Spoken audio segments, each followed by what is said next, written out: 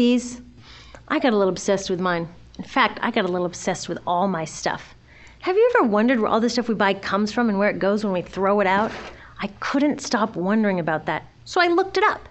And what the textbook said is that stuff moves through a system from extraction to production to distribution to consumption to disposal. All together, it's called the materials economy. Well, I looked into it a little bit more. In fact, I spent 10 years traveling the world, tracking where our stuff comes from and where it goes. And you know what I found out? That is not the whole story. There is a lot missing from this explanation. For one thing, this system looks like it's fine. No problem.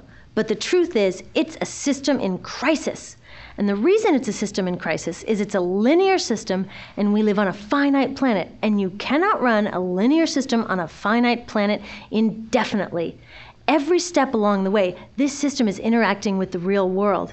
In real life, it's not happening on a blank white page. It's interacting with societies, cultures, economies, the environment. And all along the way, it's bumping up against limits. Limits we don't see here because the diagram is incomplete. So let's go back through. Let's fill in some of the blanks and see what's missing. Well, one of the most important things that's missing is people. Yes, people. People live and work all along this system. And some people in this system matter a little more than others. Some have a little more say. Who are they? Well, let's start with the government. Now, my friends tell me I should use a tank to symbolize the government, and that's true in many countries and increasingly in our own. After all, more than 50% of our federal tax money is now going to the military. But I'm using a person to symbolize the government because I hold true to the vision and values the government should be of the people, by the people, for the people. It's the government's job to watch out for us, to take care of us. That's their job. Then along came the corporation. Now, the reason the corporation looks bigger than the government is that the corporation is bigger than the government. Of the 100 largest economies on Earth now, 51 are corporations. And as the corporation has grown in size and power, we've seen a little change in the government where they're a little more concerned in making sure everything's working out for those guys than for us.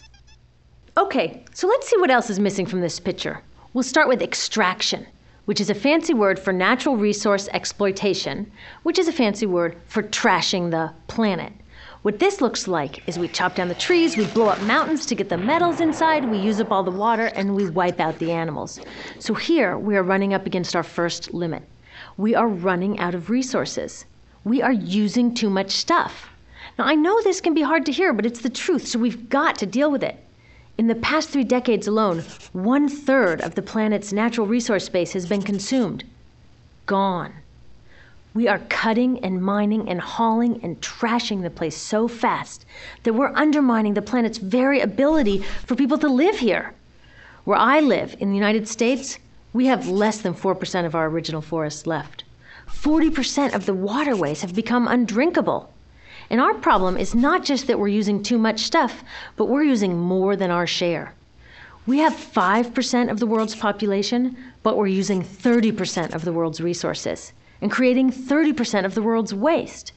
If everybody consumed at US rates, we would need 3 to 5 planets. And you know what? We've only got 1. So my country's response to this limitation is simply to go take somebody else's. This is the third world, which some would say is another word for our stuff that somehow got on somebody else's land. So what does that look like? The same thing, trashing the place. 75% of global fisheries now are fished at or beyond capacity. 80% of the planet's original forests are gone. In the Amazon alone, we're losing 2,000 trees a minute. That is 7 football fields a minute. And what about the people who live here? Well, according to these guys, they don't own these resources, even if they've been living there for generations. They don't own the means of production, and they're not buying a lot of stuff. And in this system, if you don't own or buy a lot of stuff, you don't have value. So next, the materials move to production. And what happens there is we use energy to mix toxic chemicals in with the natural resources to make toxic contaminated products. There are over 100,000 synthetic chemicals in use in commerce today. Only a handful of them have even been tested for health impacts, and none have been tested for synergistic health impacts. That means when they interact with all the other chemicals we're exposed to every day.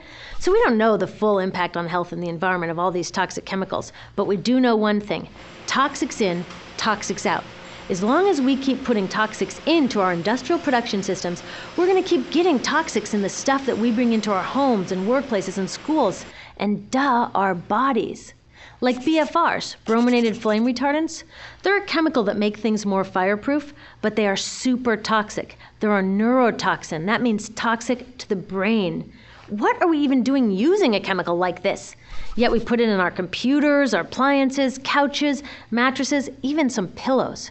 In fact, we take our pillows, we douse them in a neurotoxin, then we bring them home and put our heads on them for 8 hours a night to sleep. Now, I don't know, but it seems to me in this country with so much potential, we could think of a better way to stop our heads from catching on fire at night. Now, these toxics build up the food chain and concentrate in our bodies. Do you know what is the food at the top of the food chain with the highest level of many toxic contaminants? Human breast milk. That means that we've reached a point where the smallest members of our societies, our babies, are getting the highest lifetime dose of toxic chemicals from breastfeeding from their mothers. Is that not an incredible violation? Breastfeeding must be the most fundamental human act of nurturing. It should be sacred and safe.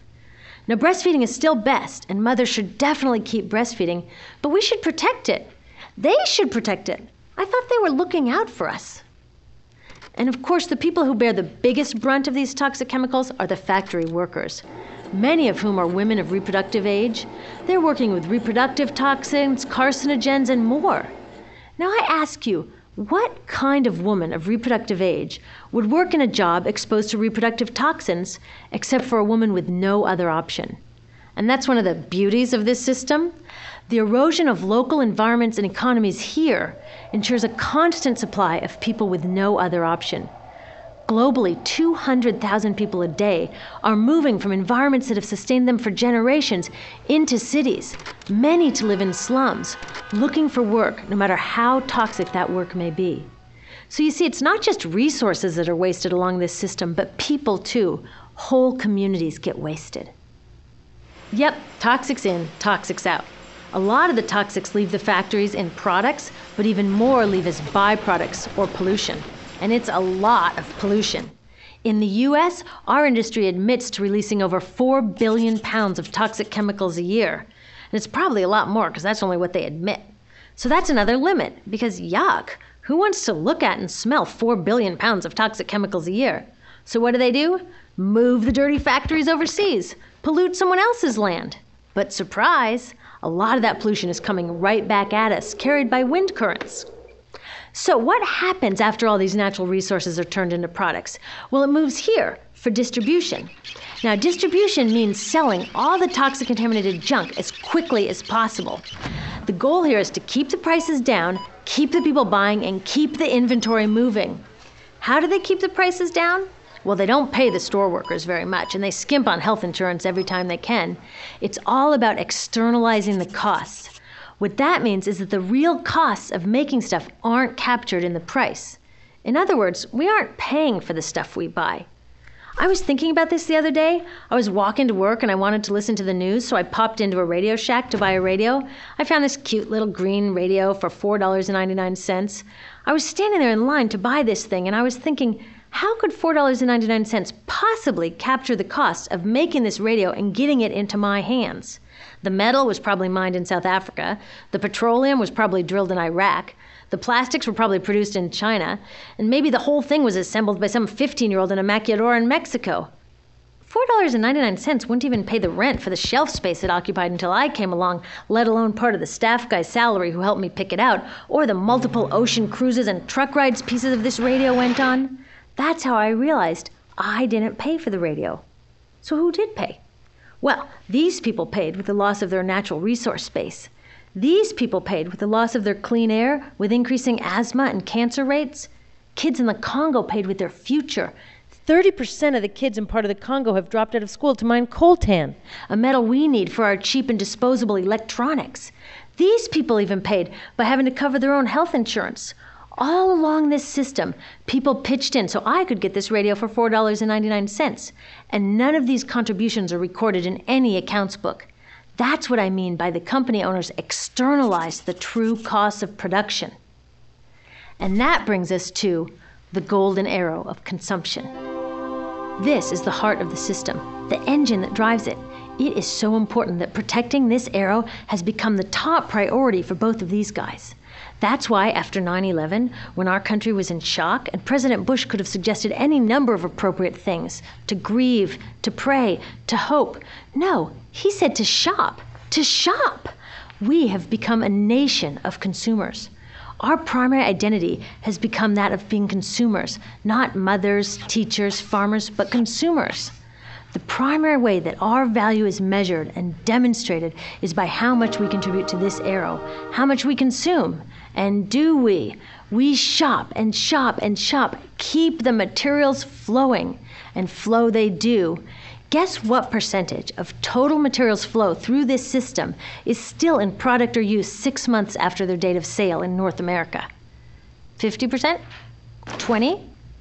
No, 1%. 1. In other words, 99% of the stuff we harvest, mine, process, transport, 99% of the stuff we run through this system is trashed within 6 months. Now, how can we run a planet with that level of materials throughput? It wasn't always like this. The average U.S. person now consumes twice as much as they did 50 years ago. Ask your grandma. In her day, stewardship and resourcefulness and thrift were valued. So how did this happen? Well, it didn't just happen. It was designed.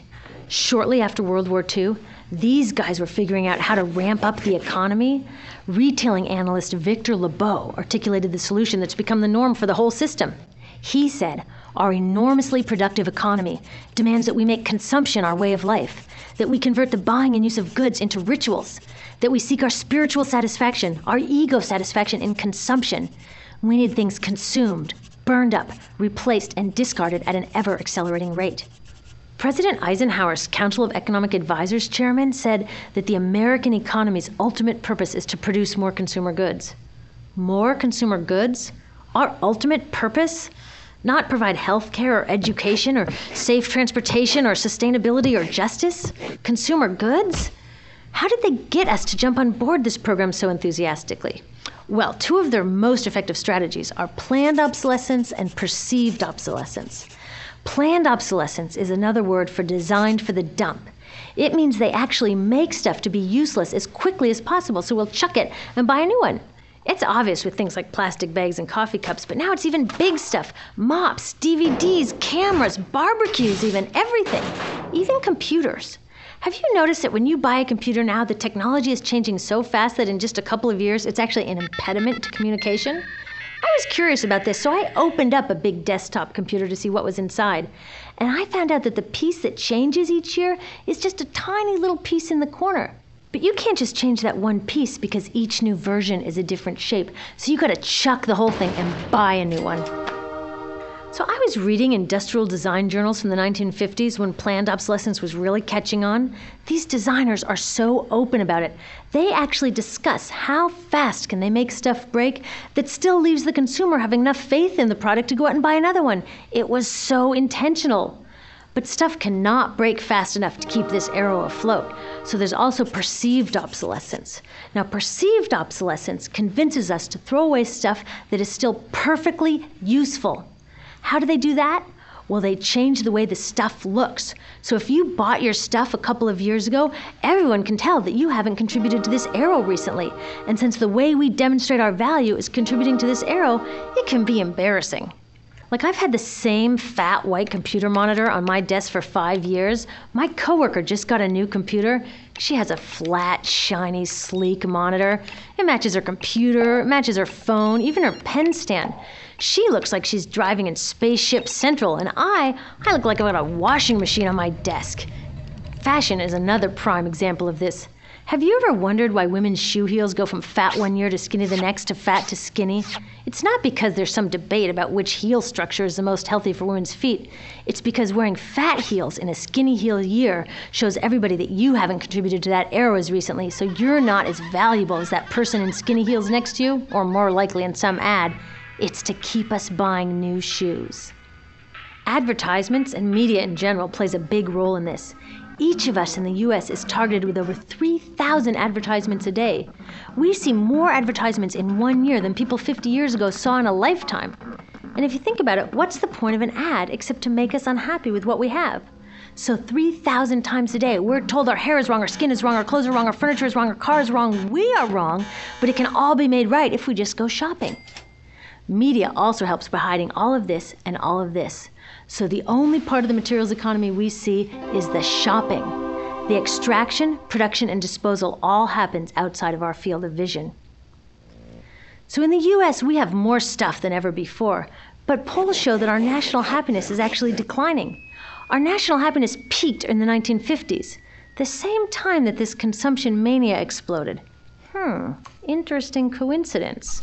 I think I know why. We have more stuff, but we have less time for the things that really make us happy. Friends, family, leisure time. We're working harder than ever. Some analysts say we have less leisure time than any time since feudal society. And do you know what the two main activities are that we do with the scant leisure time we have? Watch TV and shop.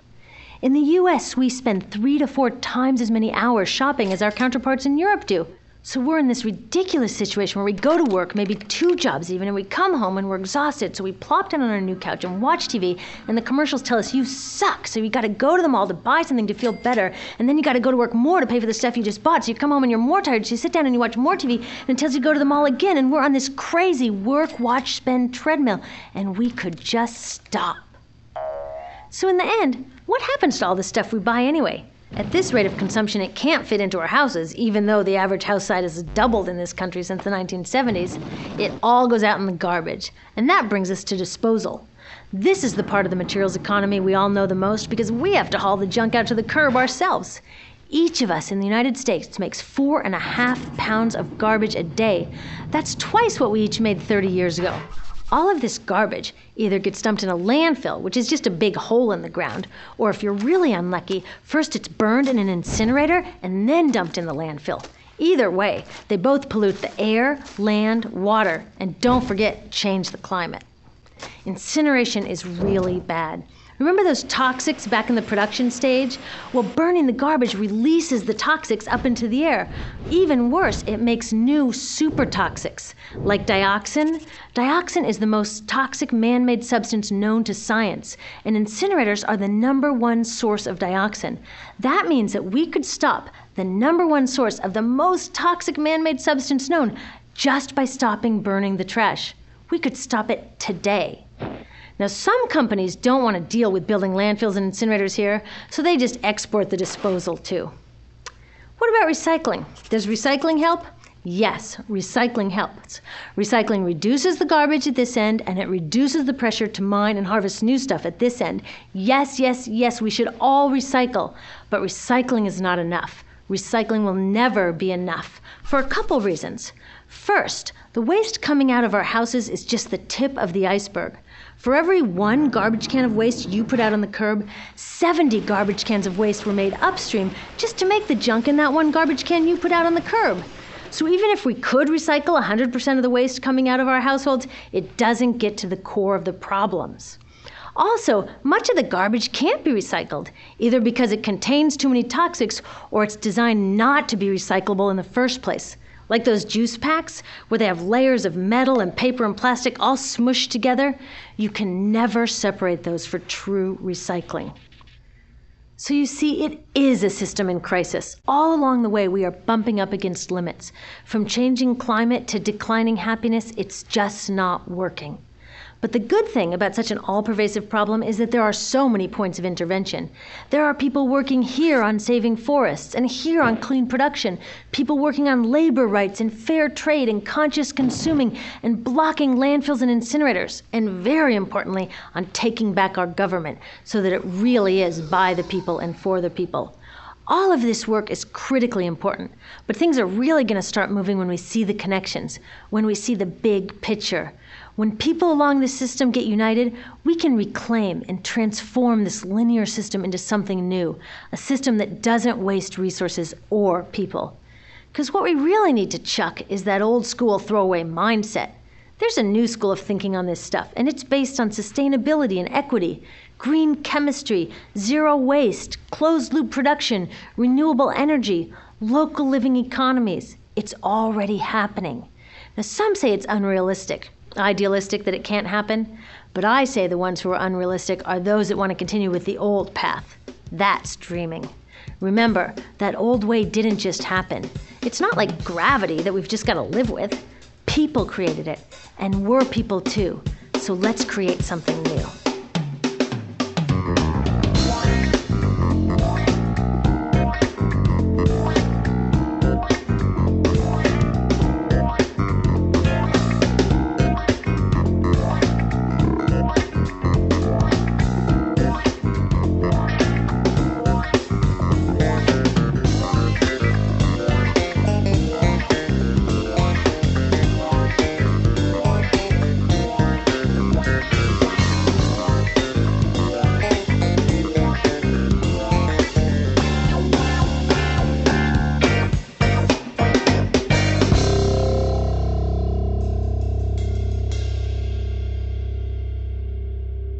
Wow.